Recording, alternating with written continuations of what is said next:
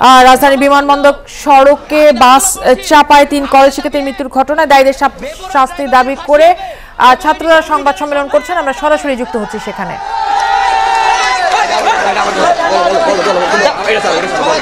দাবি 2, নৌমন্ত্রী নিঃশর্ত ক্ষমা চাইতে হবে।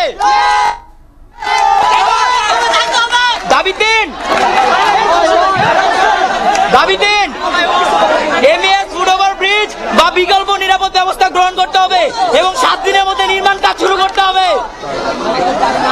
সবাই শান্ত হন। আমাদের দাবি 3, এমএস রাস্তা সংলগ্ন ফুট ওভার ব্রিজ বা বিকল্প নিরাপদ ব্যবস্থা গ্রহণ করতে হবে এবং 7 দিনের মধ্যে নির্মাণ কাজ শুরু করতে হবে। আমাদের দাবি 4, দুর্ঘটনা স্থান সহ প্রত্যেকটা রাস্তার মোড়ে স্পিড ব্রেকার দিতে হবে। দাবি 5, সড়ক দুর্ঘটনায় আহত ও নিহত ছাত্রছাত্রীদের দায়ভার সরকারকে বহন করতে হবে। দাবি 6, শিক্ষার্থীদের বাসে ওঠার জন্য সিগন্যাল দিলে বাস থামিয়ে তাদেরকে নিয়ে যেতে হবে। দাবি 7, শুধু ঢাকা না, সারা বাংলাদেশের শিক্ষার্থীদের জন্য বাস ভাড়া হাফ ভাড়া করতে হবে।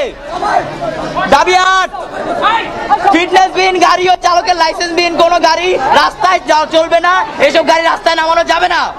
দাবি 9, অতিরিক্ত যাত্রী পরিবহন সম্পূর্ণ নিষিদ্ধ। আমাদের দাবি যদি মানা না হয় তাহলে আমাদের এই অব্যাহতি চলবে।